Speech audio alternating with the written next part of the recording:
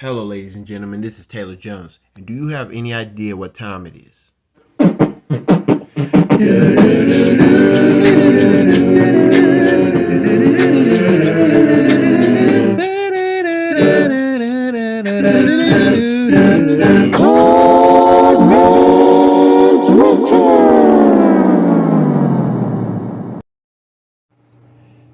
Last time on Cold Man's Winter, Taylor Jones was telling the story about Willie Pringle, back when he was known as Willie XP and a rap group called MVO, Michigan's very own.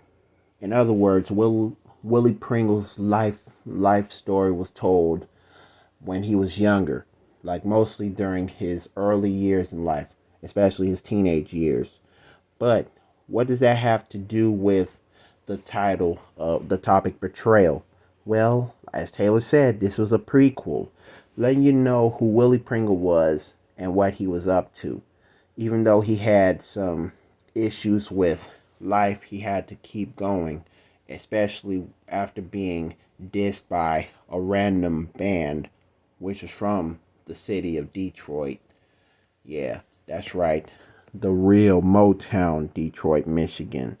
But Willie XP, a D, a somewhat DJ slash producer for the band, talks with his hands, not with his mouth, until he decided to respond with a freestyle or a song called 17 Reasons Why, based on the fact that he was 17 at the time, 1993, when he released this track, which was a response to a diss track. And yes, 17 also means 17 shots, as in a 17 bullet clip in the gun, Glock 17, whatever. But how will Willie live his life when he gets older? Well, ladies and gentlemen, you're about to find out in what he would call Cold Man's Winter, Episode 8, or Betrayal, Part 2.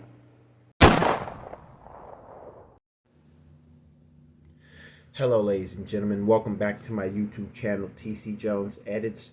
And for those that's wondering about Cold Man's Winter, we're watching it right now.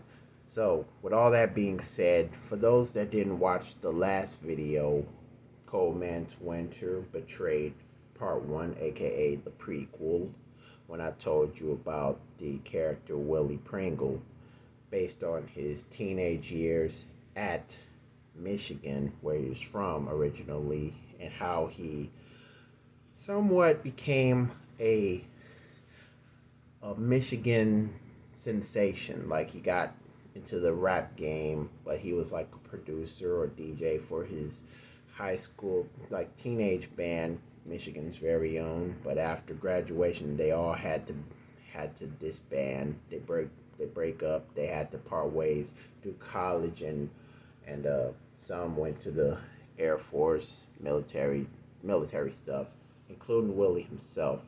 But for right now, ladies and gentlemen, what you're about to watch is the real story, like where we last picked up, like what was Willie up to, especially in the piece that I call Betrayal, the Betrayal Part 2.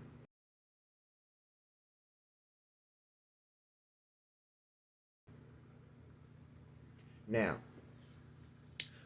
after spending his life growing up, getting through childhood to being a grown man and dealing with a lot of ups and downs, the skies being gray at one time and the skies being blue on the other, and good and bad moments with relationships, and also to take his fatherhood very seriously, because everybody's getting older every day and they expect the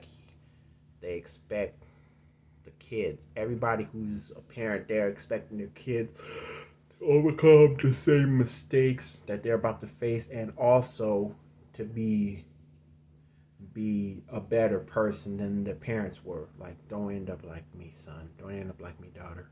So that's what Willie was up to. He made sure to keep his family in check especially when it came to having three daughters. That meant the world to him through hardships. Now, his first girlfriend, if you recall, the first girlfriend that he had back in part one, the prequel, they were dating until graduation. Because after graduation, like they had to break up because they're not. It's not personal, but they had to do it for college purposes only, and they still cool, but after moving on from Michigan to Indiana to Clarksville, Tennessee now, Willie had to face turmoil on a daily basis. Friends and family members that he loved so much passing away, and even when they hear the news that they have to get locked up for something that they did, and he was in the midst of all the hardships in his life. But as a Clarksvillian, let's just say that every Friday, like after work, he heads to a city park and to relieve his stress throughout the week from a Sunday to Saturday type thing, but mostly Monday through Friday, especially when it comes to working. And he was he was actually a really good employee at his workstation. I don't know exactly what I would call it, but if I had to, let's just say he worked at a warehouse called um, Clarksville's Electronics. I mean, he works with his coworker. He worked with all the coworkers. He get along with them, and he even have some Bible study with them, especially on lunch breaks, and because he always brings his Bible with him, especially when things are going good, even when things are going bad. But the only person, the coworker that he kept in touch with was David Walker, and he was a white man. He was around Willie's age, and I mean, he's 47 years old, like a couple months older than Willie, but he he actually was pleased to get along with Willie and talk about real life topics and how they see things. And David told Willie about his son Jacob, who was actually at APSU, Austin P State University, and he was a really good writer. He was thinking about doing one story that would be placed in the newspaper company in Clarksville called, and this is fictional by the way, so bear with me, the Clarksville Daily. The Clarksville Daily. And there was a competition of whoever writes the best story. We will place it on the article, the Clarksville Daily article, and the winner, the same person that's going to win, is going to end up with a $500,000 surprise, like a $500,000 reward. So that was like a lot of money, $500,000 for a good story. And he thought about doing this, but for right now he had a mindset because nothing clicked in Jacob's mind. But Willie was like, after he heard that, my wife Olympi works there too. For real? Oh yes, she's actually working at the veterans department, like helping with all the veterans get educated and whatnot. So it's something like the life coach would do. Well, she's that too. So it really was a good progress for her and for me. So you know me. I actually think that my son stopped by to see your wife. I don't know. I mean, what made you think that? Well, since they're both at APSU, it's kind of like they might know each other.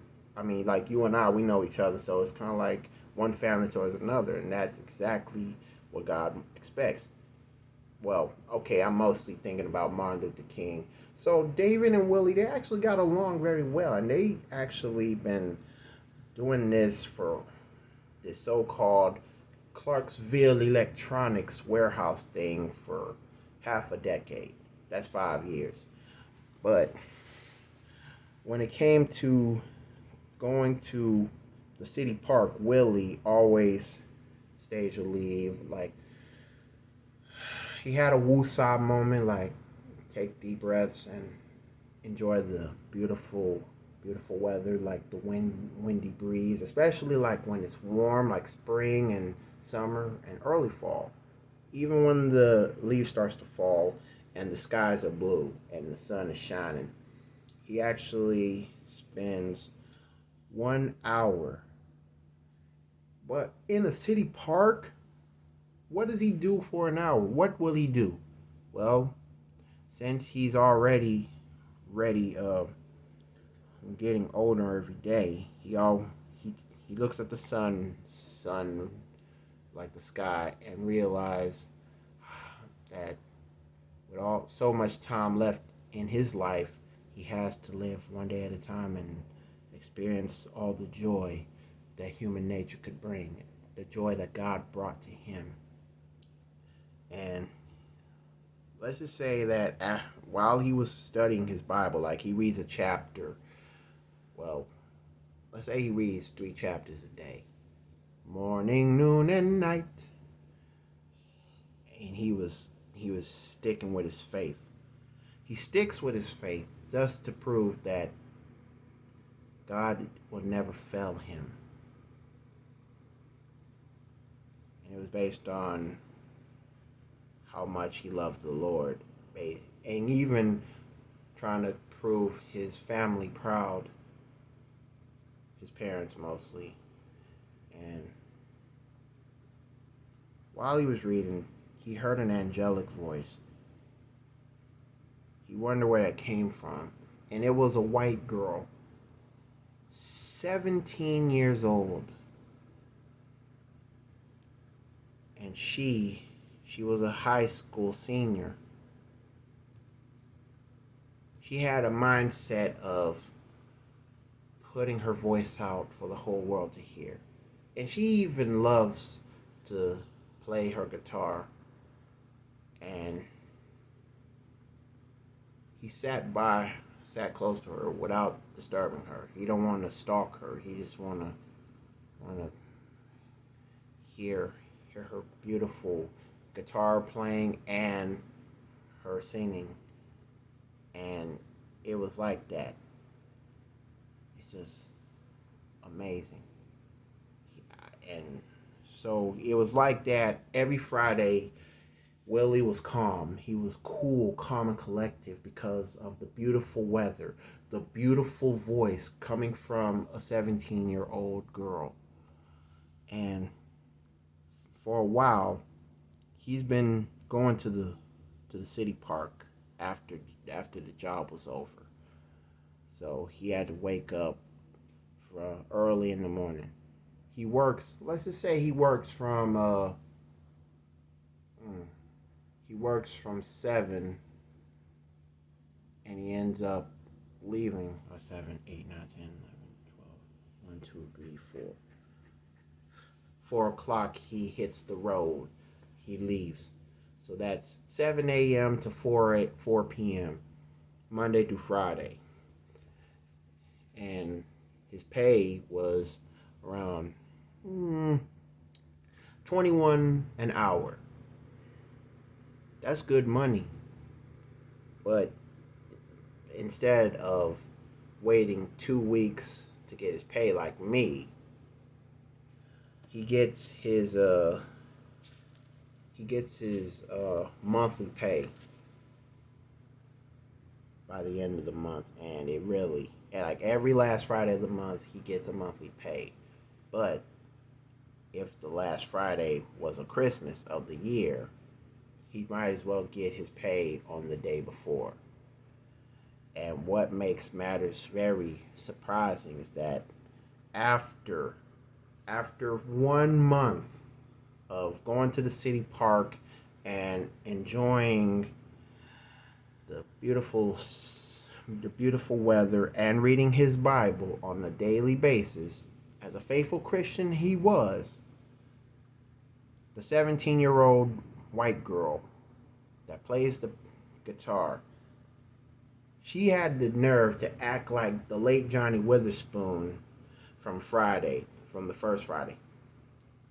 Every time I come here, I see you come here, reading that Bible, getting close to me, hearing me sing and play my guitar. Um, well, is that a problem? No. It's just funny that I see you every Friday doing the same thing. Well, consider it as a way of saying, like, everything I do is like, I guess it's kind of like a routine. And I feel like what's a better way to celebrate a Friday after being out of work, to enjoy the sunlight and to have peace with the book that I've known as the Bible. You really take your Christianity seriously, do you? Yes, ma'am, I do. My name is Willie Pringle. I'm Madison Lawrence. So they actually bump knuckles, just in case, because she knows about the culture, like the germ-free culture and the COVID-19 type that we do. She actually was very pleased to make acquaintance with Willie, and they had a good discussion. They were like pleased to know each other based on their backgrounds. And what's funny is that she admitted that her father, whose name was, I was about to think of Larry, but Larry is like short for Lawrence. Or like Lawrence? Nah, it's got to be a good name. Leonard Lawrence, yes, or Lenny. I already had a character's name Lenny, but this is a different Lenny this time. And she told Willie that Lenny was Olympia's co-worker at the Veterans Party. I didn't know that. Yeah, it's a surprise. And he actually is a good co-worker to your wife. And they were actually pleased that it's kind of like David. Willie was getting along with David, and David, he had a son that goes to APSU just like Olympia did. Meanwhile, Olympia's co-worker was the father of the teenage girl Madison, who is at the city park every Friday. And he wondered if she had plans on the very next day, Saturday. Well, she's not popular like the cheerleaders in high school, but she didn't have a problem coming by Willie's house. So he gave the address, and she said, "I will make it. I'll think about it. Matter of fact, I'll be there." So Saturday, the very next day, after 1 month of being at the city park, seeing each other, like do different things, and starting to get in contact, Olympia was very curious about a so-called visitor that Willie brought to. Willie, are you sure you know what you're doing? Listen, I know this girl is going to be a good individual, this visitor. And besides, since she told me about your coworker, were you talking about Lenny? Yes, that's his daughter. No! Wait, so so every time you go to City Park, she's there and she plays a guitar and she can sing? Yes. And she thought about coming over. So that's that's like Olympia thought, I don't know if that's a good idea. But at the same time, like, I would love to see her. No wonder Larry didn't tell me. Leonard didn't tell me about her. So Lenny's daughter, Madison, she came to the Pringles residence, and the time was around 4:15 p.m. Willie answered the door. Oh, hello, Madison. Come on in. So he introduced Madison to Olympia. They shook hands and they actually had a good time together.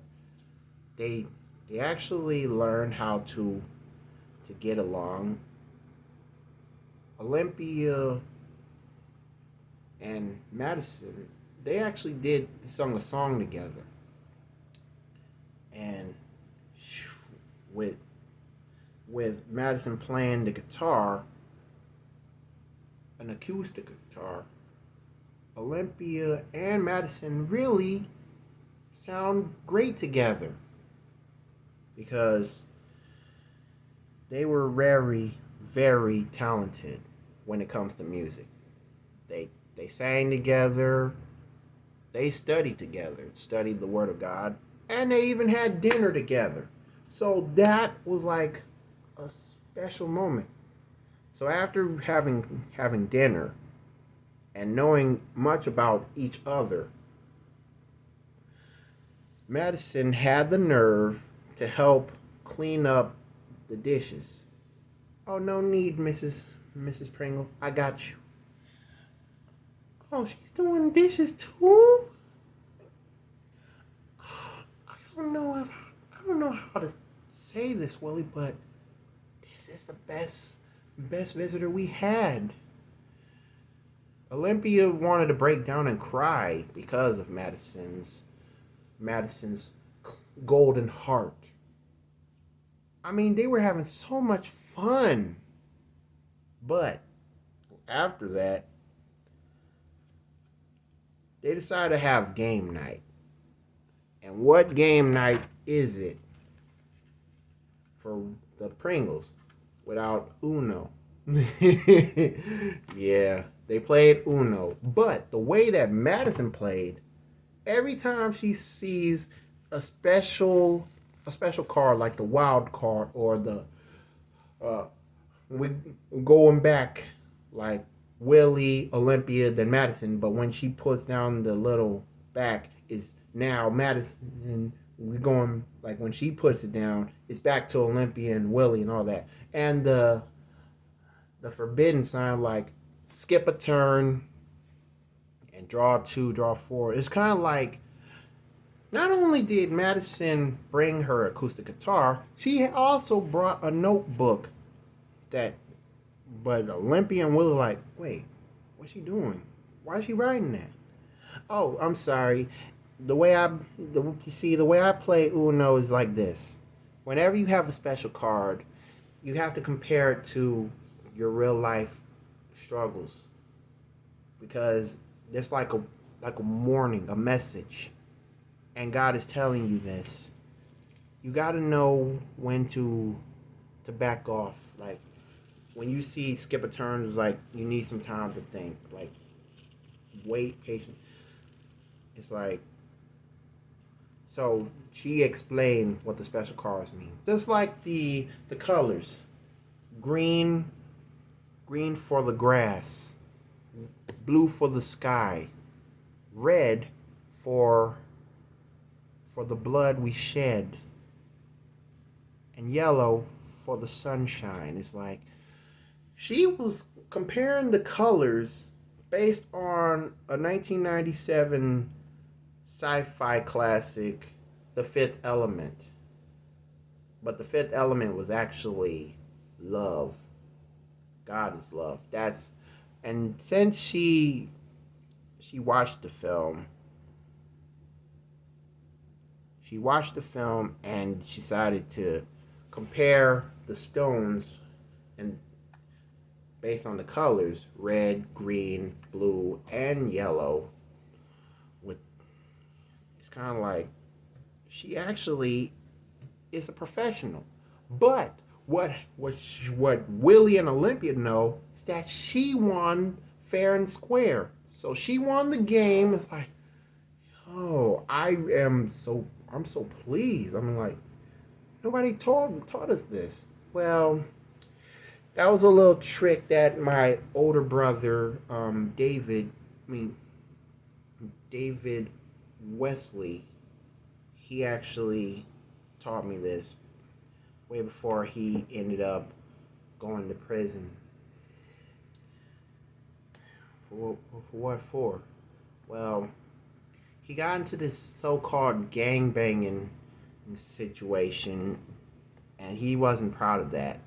So now he's serving 15 years, and he's like, whenever you are all alone, you gotta remember that the game Uno, there's always some tricks, and there's also some signs, some messages that you need to be aware of.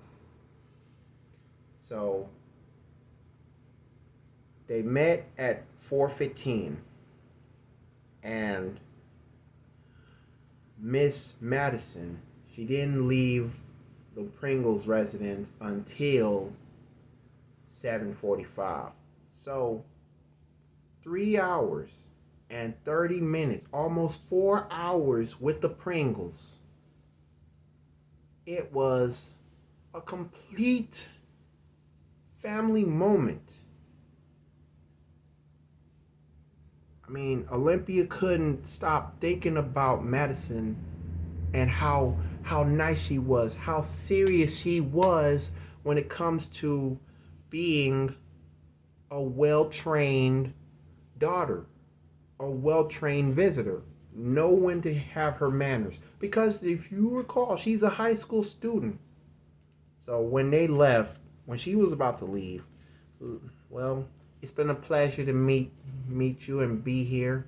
I really had a really good time. I just want to thank you. I couldn't thank you enough. It's like she just felt so happy. So happy to be with a family that cares so much about God and also with nice manners. To the fact that Olympia stopped her from turning and this grabbed Madison, open arms. Thank you so much for being here. I mean, Madison had her guitar case in one hand, and she had to hold Olympia by her other. Olympia was so how can I say this? So heartstruck. Like I said, she really wanted to cry over Madison. As if Olympia had a mindset to have a white daughter, to adopt, but she belongs to Lenny. Lenny is the father. You tell Lenny I said hello. Yes, Mrs. Pringle. Please, feel free to call me Olympia. Olympia. Like the capital of Washington. I'll remember it. Thank you. Thank you, Mr. Willie. And they spotted her leaving the neighborhood, leaving the Pringles in her, well, what car did she have? Well, let's say that she drove a 1986 Crown Victoria from Ford. the same automobile you can think of when you watch the first Men in Black film. I mean, she always keeps her car in clean shape. But after the dinner, the visitor thing, the family fun night dinner, and special moment, it's like Willie and Olympia were pleased with this girl. Very pleased. And it's kind of like when they were getting ready for bed, you know, I feel like more like Madison is going to have a brighter future ahead. How? You really think so? I know so. She really made me want to smile on a daily basis. So, Madison was very, very pleased to tell her father, Lenny, that Miss Olympia said hello to her. Hello to you. Oh, Olympia. So you really enjoyed their company.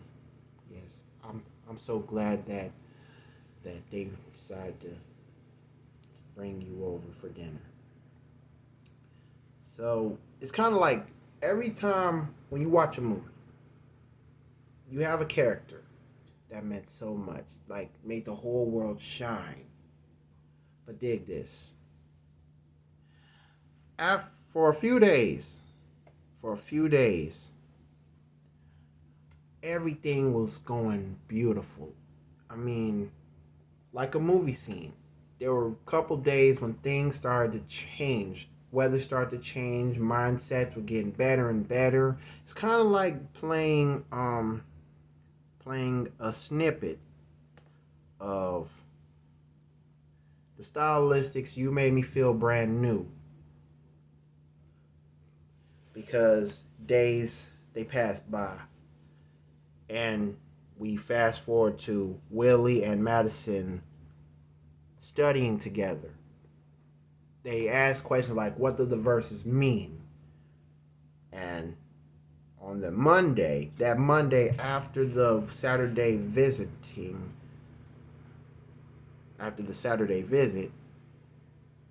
Lenny decided to give Olympia a thank you card for confidence and quality time that his daughter Madison had with you. It's like Madison would have been so thankful for that. She was so happy. Olympia was very happy for Madison that she just can't stop reminiscing the first time she hugged her, the first time she performed with her, and how much Madison made her change Olympia's mindset, like as if Madison should be in Olympia's family, in her life. But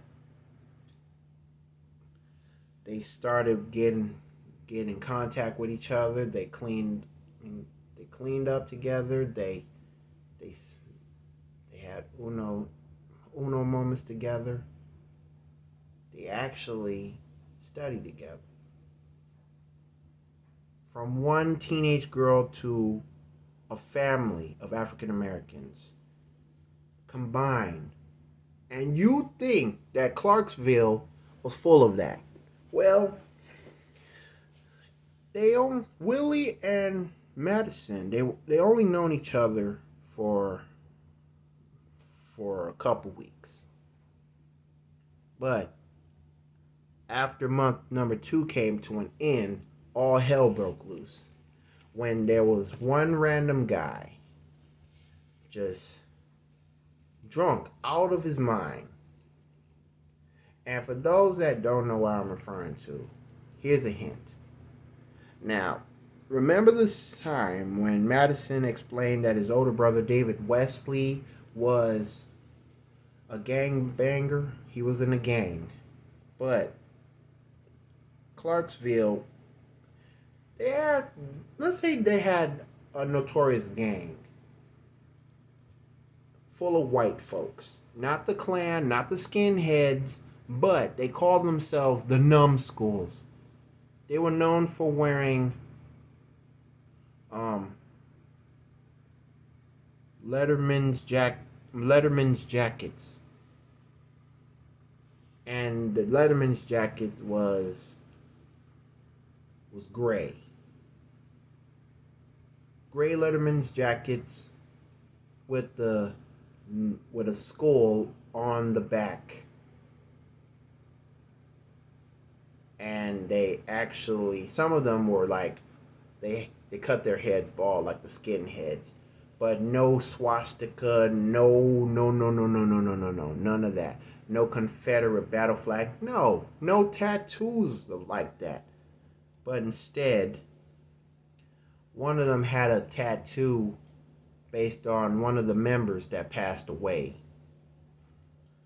And the numbskulls, they actually were spotted riding in a 1972 Dodge Charger. And that Friday became the worst Friday when month number 3 began. Month 3, Willie and Madison were meeting up at the city park on a Friday, an ordinary Friday. But what they didn't know is that the Dodge Charger, it was black, by the way, black like the Blade automobile. It drove up. It's kind of like giving you a Menace to Society vibe at the end, and they spotted Willie and Madison. It was actually 2 folks. One was riding shotgun. The other one was a driver. And the driver was the one that made it clear. So what we're gonna do? Man, you know what I'm gonna do? I'm gonna have me a time of my life. Dude, you're drunk. I don't care. I love this moment. And I think that black man right there has one thing coming. Now, of course, the guy who was drunk riding shotgun, he had a gun, a 9mm gun, handgun. He was drunk. The other guy was like, you need to chill. But since the guy who had an idea to shoot at Willie, he actually went berserk. Yo, what's up now, partner? Oh, it was kind of like that. I mean, hey, Negro! Madison, run!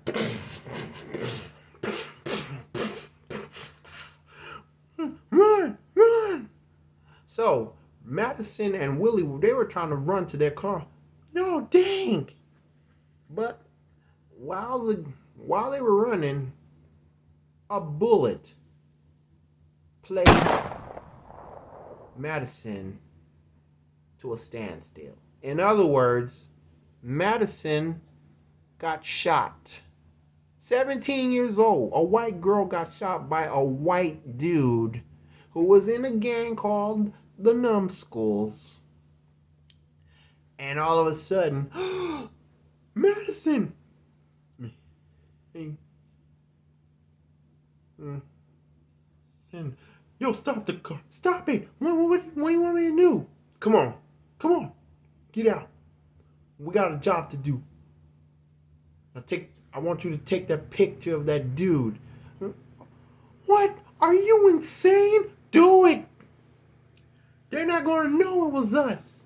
And besides, we're a gang. We're going to blame that black man. Sorry, sir. Gang policy. Dun, dun, dun, dun. So they ran. They ran straight to the car after after the driver was threatened because it was part of the plan. The drunk dude from the numbskulls had the nerve to kill Willie, but accidentally, well, no remorse was made in this guy's mind. He killed Madison, a bullet in the heart. Willie held her body, but before she died, Willie, remember David Leroy I was talking about? This is me. He got blamed for this, and, but you gotta remember, like that Uno card, like the Uno game we play. You gotta be aware of all the special cards because they got a message.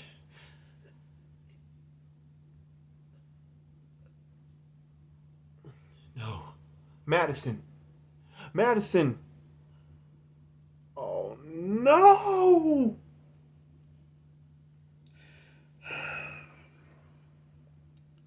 So Willie closed her eyes.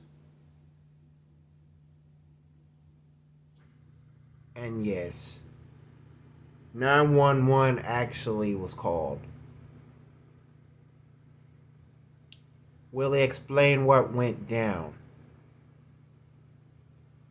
But when he came home, he had to get dressed. He had to go. He had to spread the news. Hey, baby, what's going on? And why are you covered in blood? Some random dudes. They actually just drove by, and one of them was like drunk, saying, "Hey, Negro." What? Did he just call you the N-word? Yes, Olympia. He shot at me and he accidentally shot Madison. What? Madison? Oh no. This who shot him? I don't know. There were two random white guys. And they had gray Letterman's jackets. And the other guy who was driving the Dodge Charger, he came to me and saying in a scared voice, like, "I'm sorry, but this is gang policy." He took a picture of me, and then he ran away. But that don't make sense. Like, what color? Like, what else did you remember from those guys? They had a skull on the back of their jackets. Oh no! Now you're not talking about the numbskulls, are you? Oh, shh! We're not supposed to. Nobody's supposed to hear this. But yes, the numbskulls. Wait a minute. How'd you know about this? Well, let's just say that everybody started to act funny. And ever since we started living here, there was one random guy that came out of nowhere to say, beware the numbskulls. But they asked me, have I seen them before? No. Willie, I don't know what's going on, but this is a bad sign. That's why I'm going to take a shower right now and overcome this. But how? I don't know. But all we gotta do now is pray for Madison's family, even if it means to tell Leonard. And when he said that, when Willie told Olympia about Leonard, remember, co-worker Leonard from APSU, the Veterans Department. Olympia felt like she was in shame. Oh my gosh. Oh, Lenny. So she started going to her so-called work office that she works in at home, crying her eyes out because Madison was dead. But dig this.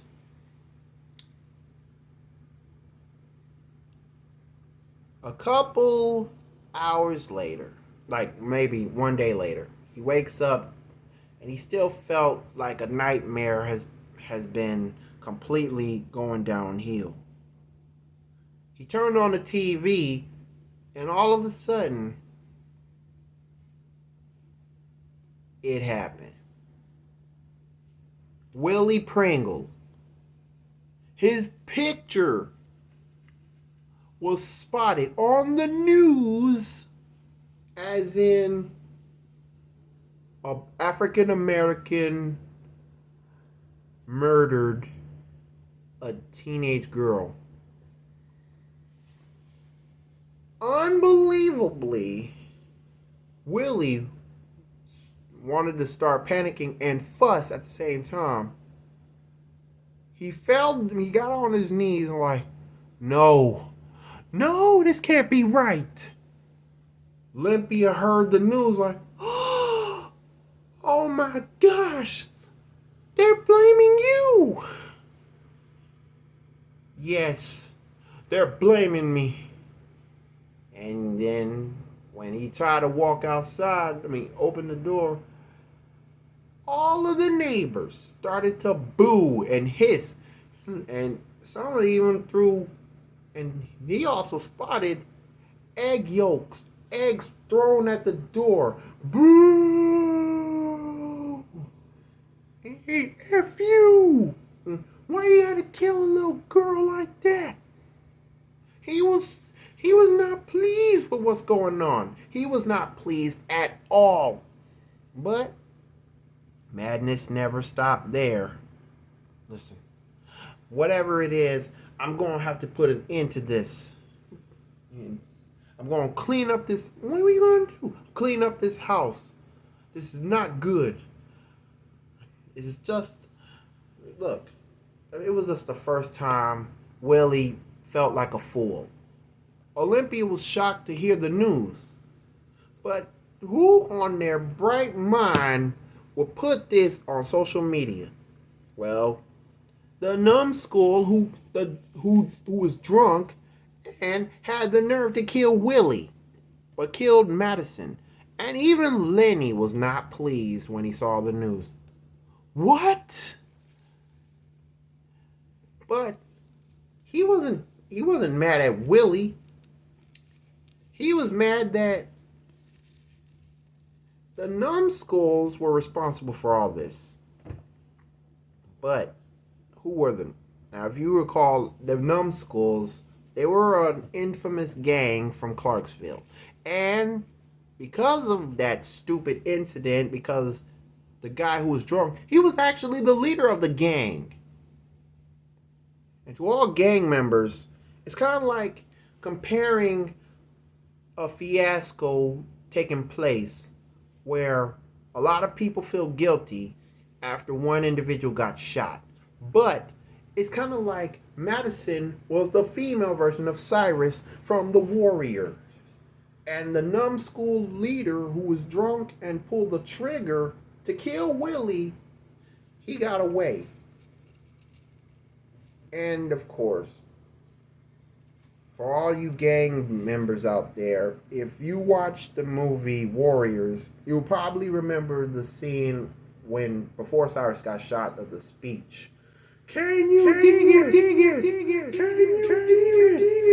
Can you dig it? And I know some of y'all be laughing like, oh, this guy knows this crap. This guy knows the movie reference. And some of you will be like, yeah! Because a lot of gangs, they knew about this movie, The Warriors. A classic. But the so-called female Cyrus got shot, and all hell broke loose in Clarksville. And now everybody is hating on Willie. Right away. Saturday morning, this happened after a Friday massacre, a city park massacre. And Lenny, he, like I said, he was not mad at Olympia. He wasn't even mad at Willie. He was devastated that he lost his daughter. Devastated because Olympia was thinking about telling them. But man, this is just out of hand. To the fact that Willie was never safe in Clarksville. Never. I wonder why. And not to mention, a lot of Clarksvillians, they were not safe neither. Because of that stupid gang, Numbskulls. To the fact that ever since Encanto came out, ever since that Bruno song, which Bruno was a good guy. I never seen the movie. Somebody told me from Walmart. I'm not trying to spoil it, but made me think of the time when James Corden made a parody of that song. We don't talk about Bruno. And don't you ever, referring to Trevor Noah, don't you ever bring up that song in front of Bruno Mars. He did that joke. We don't talk about Bruno. And he talking to Anderson. Bruh. Bruno want to be like Will Smith and beat the heck out of Trevor Noah. Based on the Grammy thing. And James Corden, he did a parody of We Don't Talk About Jada ever since the infamous Will Smith slap. But now it's We Don't Talk About Numbskulls. No. We don't talk about Numbskulls. They taking everything they have. I mean, what's so bad about the Numbskulls anyway? Well, here's a hint. Here's a story. Whenever someone brings up the Numbskulls and tries to throw shade at them and expose them to the light, they get stalked upon. Whether on white pages, yellow pages, social media, they sent a couple of individuals from their own gang to abduct you behind you with no surprise. They kidnap you, tie you up, they have a bag on your head, they have you roped, have your hands roped, they go to a spot where nobody can peep a sound, like the woods and type, or a warehouse, an old abandoned warehouse, in which they have done that ever since like 1972. But the Numbskulls, an all-white gang, they take all the individuals who run their mouths about them. They kind of like the Will Smith, the racist Will Smith. Keep our gang's name out your bloody mouth.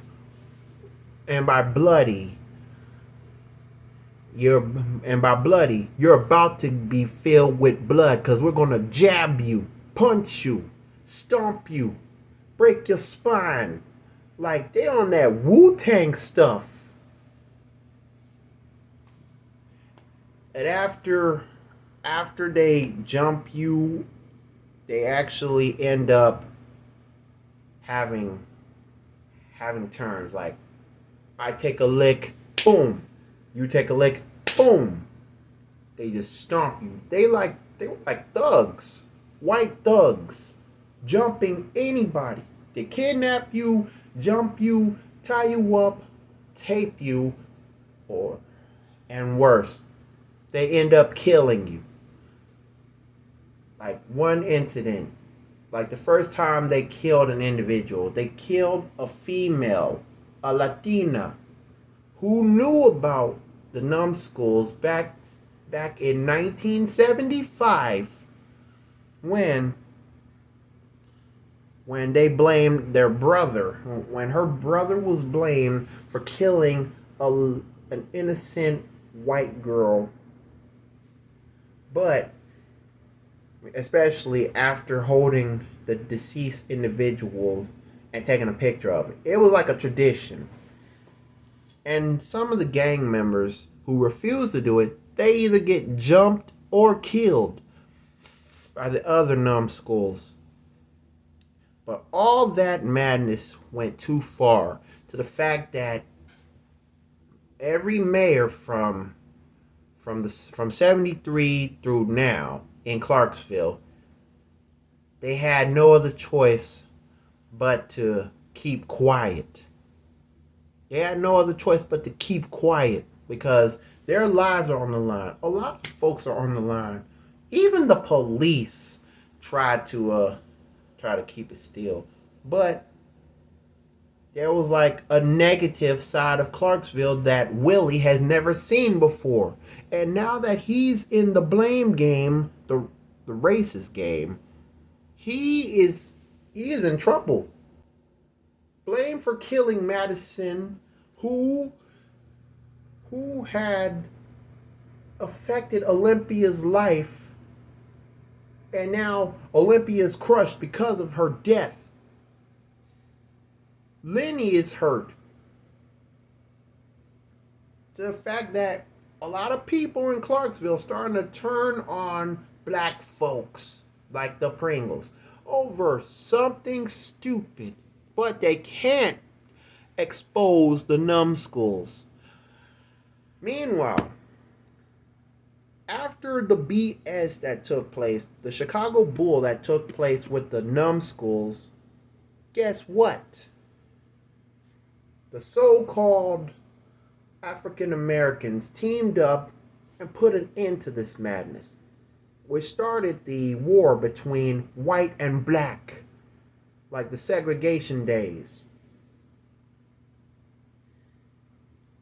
It's kind of like the same thing as the Bloods and Crips. The Bloods were created in 1969, but the Bloods, they had enough after 2 years of the Crips taking over. So the Bloods started in 1971, and it's been an ongoing thing. Even after the peace treaty of 1992, hatred is still taking place.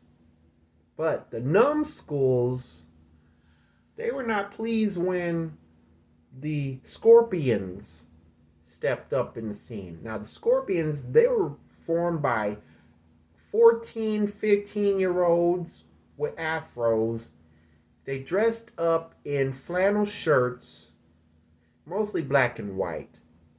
If the numbskull's color is gray Letterman's jackets, the black folks, the Scorpions, are dressed up in black and white flannel.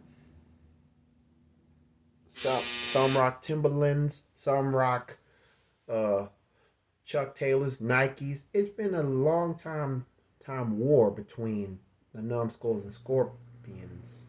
And the Scorpions, they actually had, like, dig this, they had 200 individuals, black individuals, male and female, fresh in high school, fresh in college, and even still banging in their 20s. Now, but what's crazy about it is that they were formed in 1979. That was 6 years after the 5-year massacre was taking place because of the white man gang, making sure that all individuals were going to get feared. But the first time they had a war, they actually fought with hands. But 200 individuals from the Scorpions, they had more power, black power. But in 1983, a Scorpion from Clarksville had been tried after murdering the first numbskull in person. This was personal. From fists to guns. And that numbskull was so dang unlucky ever since he killed an innocent white girl. And then her brother, stop it, what are you doing? Well, the numbskull kicked him, and he was planning to take the deceased girl's little brother along with him. The numbskull was about to kill the little brother, but the scorpion said, enough is enough, stupid. And yes, the numbskull turned around, boom, shot in the head. A numbskull was not even gonna run away. Take me in, officer. I did it. Even when he was interrogated, he was about to kill him. So, but based on his age, 16 years old, he actually had to pay the price. He was serving a 25-year sentence for murdering a rival gangbanger. And this was 1983, remember? So, throughout the years, almost 40 years, 40 plus years, but for the numbskulls, it was 50. 50 if you add this year, 2023. 50 years, but it's all fictional. There have been 2,800 deceased numbskulls. But for the scorpions,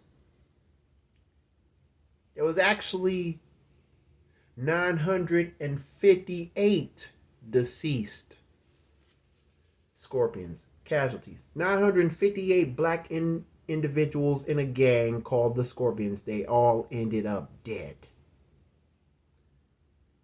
Meanwhile, the white individuals and the numbskulls, it's like 3 times that number. Almost 3,000. They should have known better. But since they're the ones that started the shenanigan, the black folks were tired of it. So they did a good job. The black folks that was in the Scorpion gang from 1979 to now, they did a good job to stop that hate crime. But some of them had to play it smooth, though. To keep them from getting killed or locked up from jail, they decided to work with the police. Like, some of them had to be like informants, like undercover work, and they even gave the police like a hookup, like where you can arrest the numbskulls. But for right now, the numbskulls, they were still outnumbered. 200 from the 80s, 70s and 80s. But now, the numbskulls, they were like 30 gang members. 30 white gang members. While the numbskulls were 50. 50 gang members for the Scorpions. 50 blacks. Man and girl. 30 whites for the numbskulls. More power for the blacks. Because hate crimes has got to stop. And that's what they were doing. They were going to prove to everybody, even from any race that's going to be humiliated by racism, it was going to come to an end. But man, when it came to Willie being humiliated and harassed, he was afraid that it was going to be a worldly thing, a daily thing. I wonder why. Like, what's the first first place that they're gonna expose him from. Well, thanks to the numbskulls, they actually gonna expose his church, Willie and Olympia's church. So Sunday, it was a living nightmare. When they got to church, 8:30 service was about to begin, but their whole outside of the church building has been vandalized. Vandalized. And even the stupid picture of Willie holding Madison's dead body.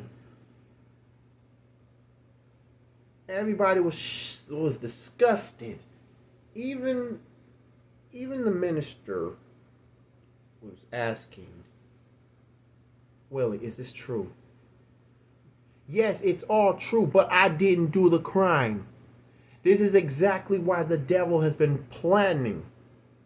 And unfortunately, I know who did it. But unfortunately, I know who did it, but I can't say because of the so-called don't tell. If you don't tell the name of the gang, your butt will be fine. I don't think that's what God expects. So he told the whole church the truth, and that exactly led to a sermon about hatred. And it really influenced. So Willie and Olympia's church they kept it going. They kept it real. They kept it moving. But when it came to Austin P., Olympia was not pleased. And Jacob, she actually was spotted by Jacob, David's son. And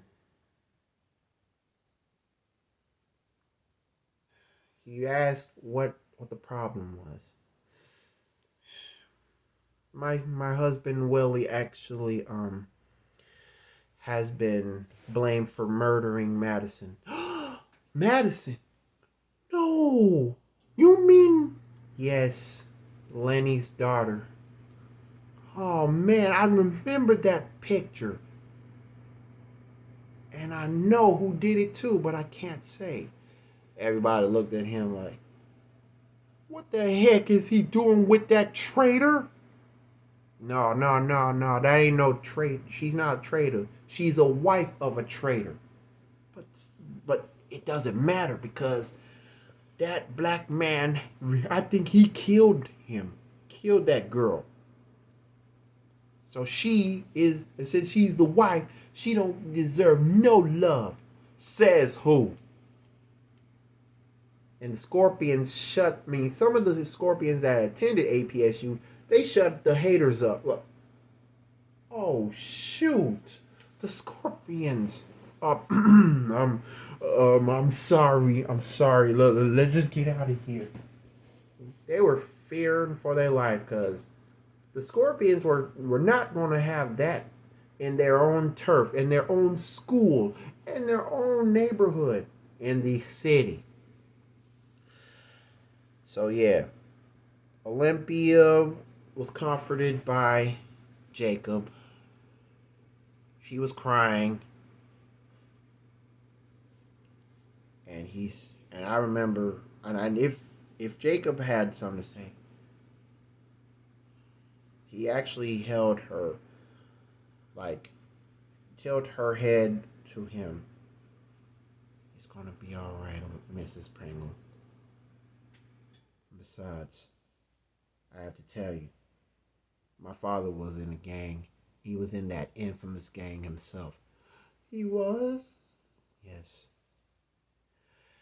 He was tired of being pushed over by his so-called leader at the time. But that leader actually ended up killing 15 black folks. And the Scorpions, they actually made him change his life around. Because he was cornered by them. He had to tell the truth. even if it means to serve 15 years.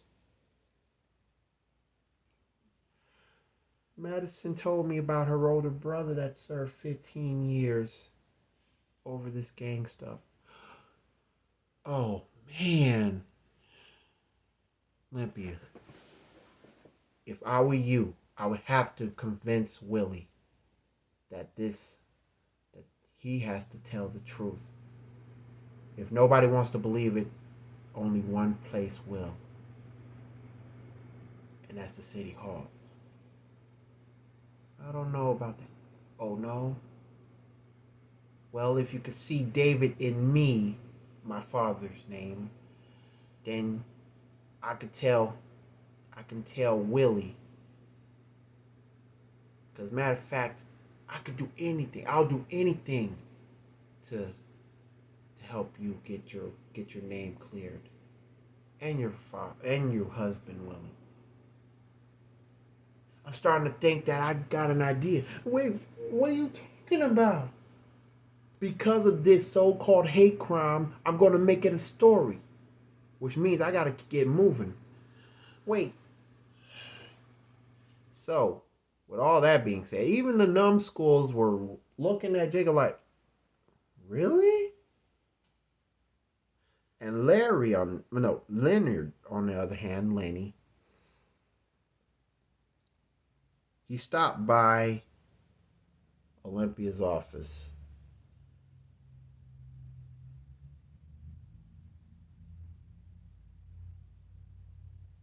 He was not angry. He was just like,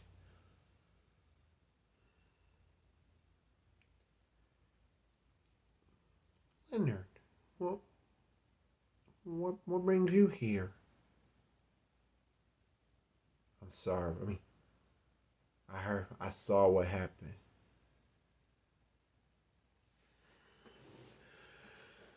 So Leonard, he actually gave Olympia a hug.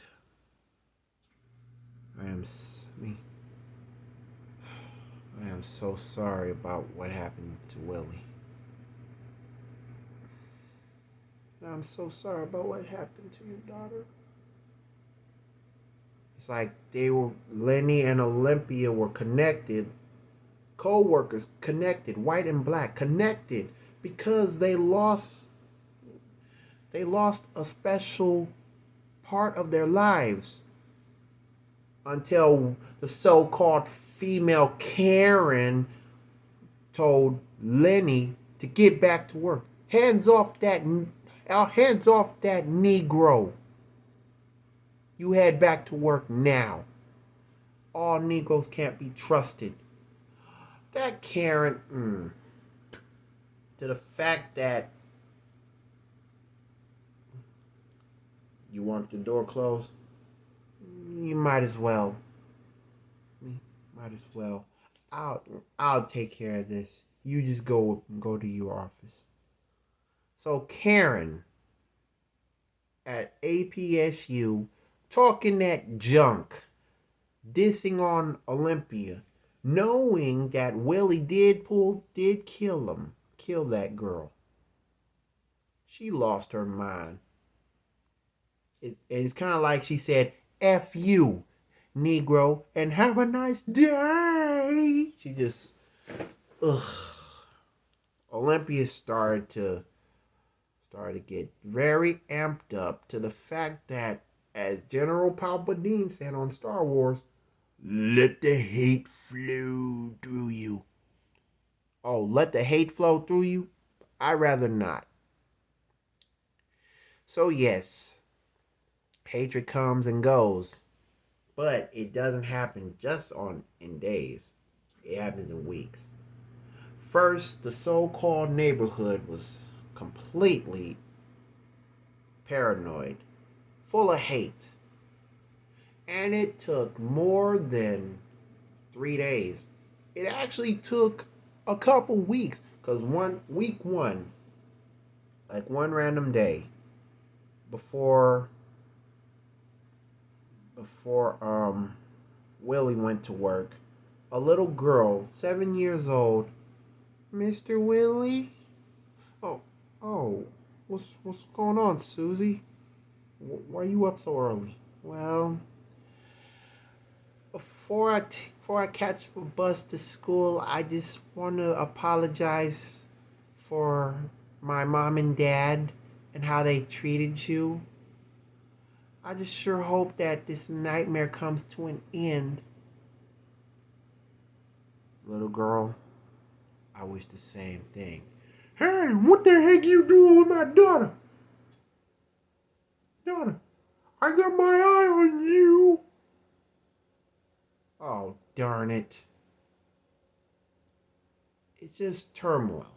Complete turmoil for Willie. He can't even get a good day's beginning.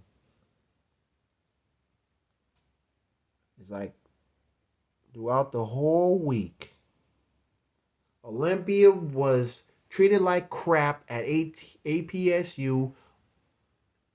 Lenny had to stay away from Olympia because of that Karen that was running the veterans thing, because of that hate crime that was on the news, to the fact that Jacob, he wasn't going to let anything slide. He was not going to let that BS slide on Olympia and Willie, because after, let's just say that Willie works at the Clarksville Electronics. He was like, not one single word to his co-workers, because he feared that some of the co-workers gonna expose him over a freaking lie, over a gang that they don't deserve to talk about, because they know the drill. No tail, no problem. But David wasn't buying it. David was not buying it. So, hey, Willie. Willie, wait a minute. Now you've been like this for a couple days, and I'm tired of this same nonsense as much as you. How come you're not going to talk to me anymore? Well, what's it to you, David? My life is on the line. I can't even get a good night's peace, good night's sleep. My house is full of egg yolks. My neighbors are telling me to stay away from their young daughter, as if I was going to do the same thing again. Isn't it obvious, David? The devil has been trying his best over a stupid gang that nobody wants to talk about. I know the gang. I've seen the little logo in the back of their gray, stupid Letterman's jackets. Is this what jocks be like nowadays, David? Is this what it was like when you was in that gang? Until then, you might as well fess up before you get me amped up. Because right now, I don't know if I can be trusted. And to make matters worse, my church was vandalized. Graffiti all over the stupid place. It's kind of like I got a death wish that's unexpected. But weren't you the one that served the army? Weren't you the one that believed in God? This is the opposite. You can't stop believing in Him.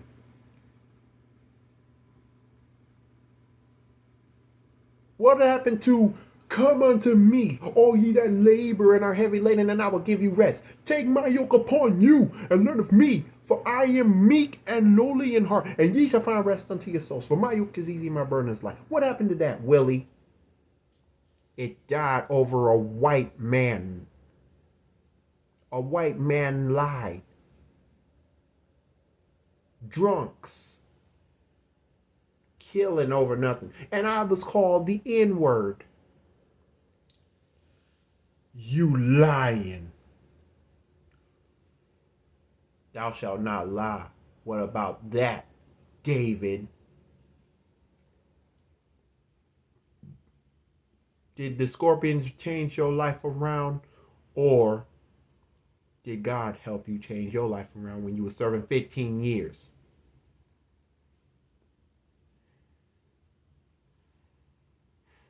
I guess it's probably some that Jacob wanted to help me clear of. Now why would my son Jacob do that? So yes, I've been strict on him not to join a gang. I've been strict on him to get his act together, and as long as he was under my roof, he was going to stay away from drugs. This is not an excuse. And why would you bring the past on me? Because Jacob, your son Jacob, talked to my wife. He knew that this was going to happen. And all of a sudden, he had to brainstorm an idea, an APSU, somehow to come up with a story to put me in my place.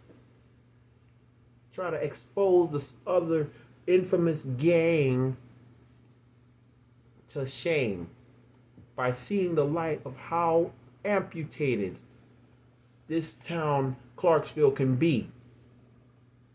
And this so-called gang thing has been going on in this city for how long? 50 years now? 50 years? Yeah, you right. But what good is it going to come out if you keep holding it back?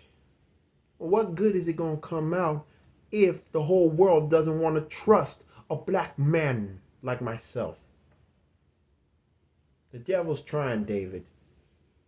And I'm thankful that you are the only one that I can rely on. Because I don't know about the others.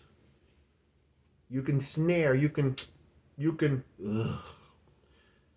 F him this, and N-word, you ought to be ashamed of yourself that. But what would Jesus do?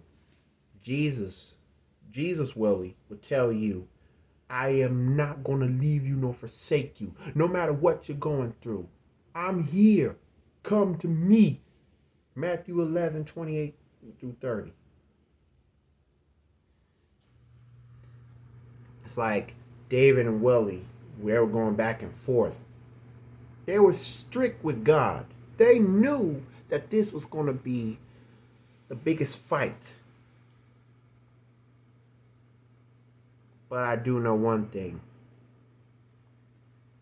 When Willie came home that day, he spotted Olympia coming home the same time. They were like,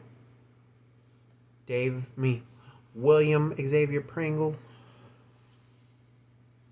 Olympia Y. Pringle, we need to talk. And they were going at it with each other, not arguing, but they were going to get straight to the point. Big business, you know what I'm saying?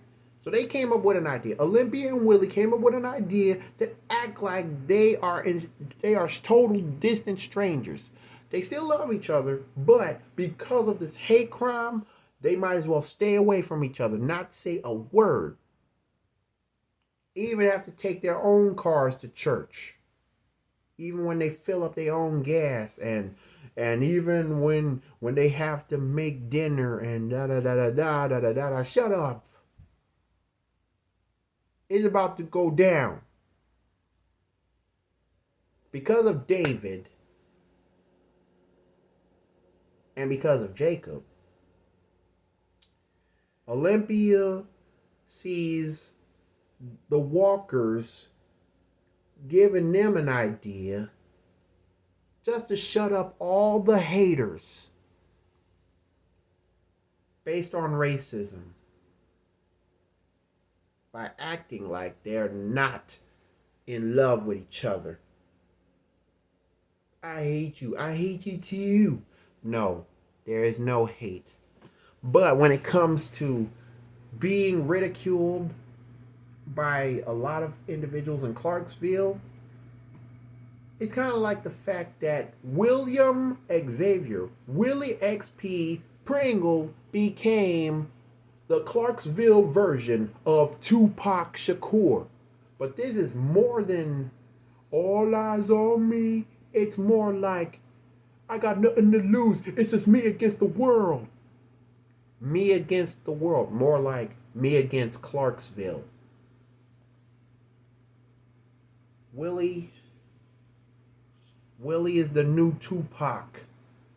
Looked upon negatively, like Tupac was looked upon negatively, based on how much rap sheets he had, based on the crimes, and to the fact that when Me Against the World was dropped, even after the Thug Life album, where you don't see Tupac in the music videos, it's because he was serving jail time. But Willie, on the other hand, he became an estranged husband to Olympia, and Olympia became an estranged wife, all because of the hate. Lenny couldn't even say hello to Olympia, all because of a stupid Karen. To the fact that Jacob, while he was coming up with an idea and make a story about how a gang turned an African American's life upside down, his girlfriend Suzanne had to start tripping. As in, how come you don't call me? How come you never had sex with me? How come you never spend quality time with me? Over your stupid story and the stupid competition and all that. Well, in the words of In Living Color, in times like this, when it comes to hate crimes, hated it. And that's how all of us should feel like. Shout out to David Alan Grier and David Wayans, the OGs of In Living Color, men on films, because being betrayed, I hated it. Hated it to a passion. And Olympia, she started looking different. To the fact that actually she let her hair grow out. Whether in the, well, shoot, I forgot. She got an afro. But she wears a wig. A wig, one wig that I can think of. A curly bob wig that she wore on Thanksgiving of 2022. Oh, for real. But for real. She started wearing wigs. She started wearing combat booties. Other times she wears black leather boots. Like, she's ready for war. She was like on that Black Panther movement. To the fact that she started wearing the beret hat that I brought her from Christmas during the COVID pandemic of 2020. She was ready for war. Ready to serve her purpose as a black woman. She may be silenced by the whites and Karen at work, but she will not be silenced by her heart and mind and by God. So Olympia started wearing boots. These boots are made for walking. Black boots. Black leathered boots. This is war. You may think of These Boots Are Made for Walking by Nancy Sinatra, but I'm thinking boots as in stalking, walking in my big black boots, like X-Clan. As in, I wear black boots with no spurs attached ya. It better take a second cause I might detach ya. My black boots are me too confused. I use black verbs with every word you choose. The author was wrong, man, what you think? Accept my black, so how the heck you this pink? And yet you wanna be down, clown. And you are bound to be down straight with the natural odds. Going to the places I choose. You ready for war with your bald haired dudes. Media weapons, news at 11, papers at 6 with systematic tricks. And that's why I do what I do. Saying how I feel, cause I keep it on the real. True to any rapper who subdued, try to test my bloody business and submit my whole crew. The front page, and outrage. There's no gauge, cause it's time for the Mac. Tune in your radio, video, stereos, and all that. And take wise from the pro-black. It's like that as I wind up my wrist. Some will get smacked by the scientific fist. Born on the level to the east I flow. Where there's freedom or death, there's no choice, you know. Stay with the topic to the PRO. And when I pass my verb, stick to brother PXO. Shout out to Brother J from X Clan, and rest in peace to Sugar Shaft and Professor X, the overseer of X Clan. So Olympia started rocking black leathered boots everywhere she goes, especially on a Monday to Friday basis, especially at work, APSU. Followed by her black beret hat, her curly bob hairstyle, hoop earrings. I mean, she's ready for war. She may be pretty, but she can be fierce too. Especially when she ain't got time to play. Made me think of the times when... No, I'm not even going to think about that. Because one false move that I did, it's like this, she had no time for me, to the fact that I'm tripping. Like I said in one of my old episodes, like my prequel to Let's Heal for Real with Coach O, I need to be coached. I need to be put in my place. But for Olympia, she wasn't even going to have Karen running her mouth. That's why she's going to walk in her office, slam the door, lock the door behind her. No Karen allowed. Even on Fridays, because for a while, every Friday when Olympia walks in, everybody in the veterans off department started wearing T-shirts of Olympia Pringle, red T-shirts, Olympia Pringle that's on the Pringles can with a forbidden sign, like a way of saying F you, N-word this, N-word that, go back to Africa, or you know, once a traitor, always a traitor. And that even included Willie. But they were not having it. And even if they had to walk outside and deal with egg yolks on the windows, on the doors, even on their own cars, followed by their grass be full of pee and poop from pets, based on the angry neighbors. But all that had to change at some point. But for right now, it's just war for Olympia. But meanwhile, Willie, he ain't got nothing to say to any white man who looked upon him as a fool, as a traitor, over the death of Lenny's daughter, Madison. To the fact that he started turning back to his old ways that got him in trouble in his life. But no, instead of that, he thought about his father, how strict he was with God. So he put God in his life. But at the same time, he got so disappointed, like looked upon like a fool one last time, that he started to become Willie XP again from his childhood, his teenage childhood, to the fact that he ought to make music. But instead, like his old days, he played some clean music. I mean, like, he played the radio versions of the rap songs. And one song that came to his mind because of what went down with the numbskulls trying to kill him and killing Madison and blaming him for killing a white girl, Childish Gambino's "This Is America" was the first thing that came to his mind, as well as X Clan.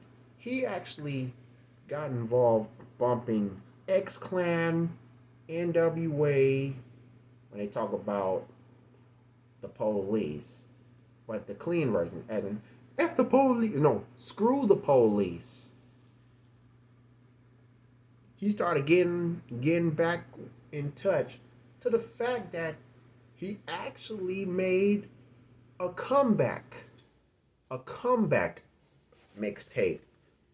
Don't call it a comeback. I've been here for years. Mama said knock you out, all that. He's starting to bump some old hip hop tunes and some hip hop tunes to date that has power. Punks jump up to get beat down. He asked for his man saw it. Willie XP is back in business. After, oh gosh, it's been 27 years. But it even became a big deal that he actually reunited with his Michigan homeboys, K-Ronic, Dynamic, and Slumberjack, that they decided to make an album, The Return of MVO. And it worked out to the fact that Willie was back in stride again. I'm so happy to see you and me back in stride again. But he still had a war going on with hate because of the numbskulls. To the fact that he actually made a song, a track, which is like an instrumental track with where all the people screaming, "Hey numbskulls, screw you!" And he actually dedicated to the black gang, the Scorpions. And not to mention, the Scorpions, for a while, they actually stopped by Willie's place. They stopped by Willie's place. They had bleach. They had the cleaning supplies, garbage, plastic bags, where they had to pick up poop, but they had to wear gloves. They cleaned up Willie's house, make it spiffy, even when Olympia and Willie are asleep. Some of them got up around 5 in the morning and made sure they never made a loud sound. They clean up Olympia and Willie's cars before they head to work. They clean up the house after they leave. And not to mention, for a while, ever since Jacob said he would do anything for Olympia at APSU, Jacob Walker, David's son, the co-worker of Willie, the son of Willie's co-worker David, who was a former numbskull himself, he started driving around and like not completely stalking, but had an idea, like come up with ideas for a good story. To the fact that he had to put his mindset to the competition from Clarksville Daily. And with all that being said, he was not playing. No man is eligible enough to let a gang called the Numbskulls slide. Jacob Walker knew what he was doing. But one random Saturday, after being estranged, knock on the door. Olympia answered, and it was none other than Lenny. Lenny was very, very surprised at Olympia's transformation. that he actually made sure that she was all right. Olympia said, no, Lenny, you really surprised me. So what brings you here? Well, I just thought that you get this. This is an obituary of my daughter. But I thought your daughter was already buried a couple months ago. Oh, right. But dig this. I made sure to keep this in mind because she actually made a dedication song for you and Willie to hear before she passed. So take care of yourself.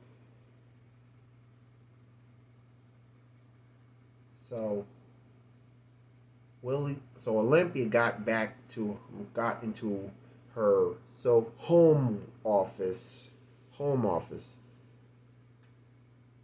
She heard her play a cover of Stevie Wonder's "Too Shy to Say," dedicated to Olympia and Willie.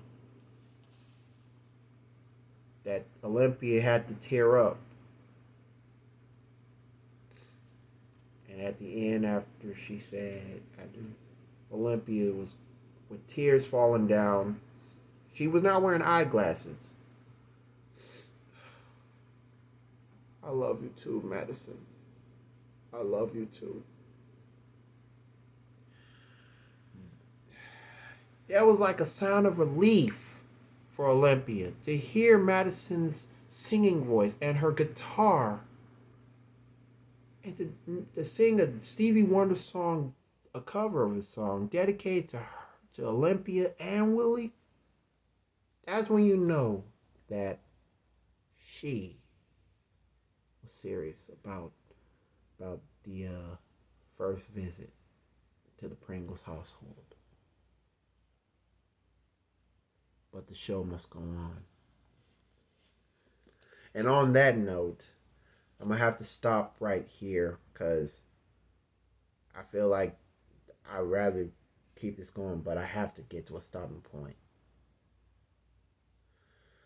With all that being said, if you want to hear more of the story of how Olympia and Willie got over the humps, well, you're going to have to wait till part 3. In other words, like, comment, share, and subscribe to my YouTube channel.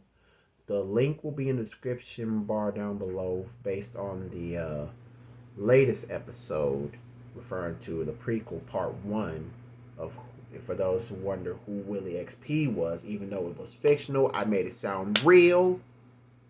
And gang violence needs to be wiped out. Hate crimes, all because of one random gang, it needs to stop. And yes, shout out to all individuals of Clarksville, Tennessee. From Milan, Tennessee to Clarksville, I never thought that I would put y'all on the map. Even though this is a fictional story, but I have to put Clarksville, Tennessee on the line. Tennessee representing, you know what I'm saying? And also to Willie and Olympia Pringle. If you're listening to this and watching this, the best is yet to come. But you're going to have to stay tuned for part 3. Even if it means to subscribe to my YouTube channel. So remember, like, comment, share, and subscribe. Click the notification bell and there will be more in stores when it comes from singing videos, rap videos, instrumentals, and or more Cold Man's Winter. So, ladies and gentlemen, this is yours truly, Taylor Jones, saying TBC, to be continued. And yes, there will not be a Sweet Lady of the Week from this episode. So, Sweet Ladies of the Week, you have to stay tuned sooner or later. Until then, I'll see you on the flip side, aka part 3.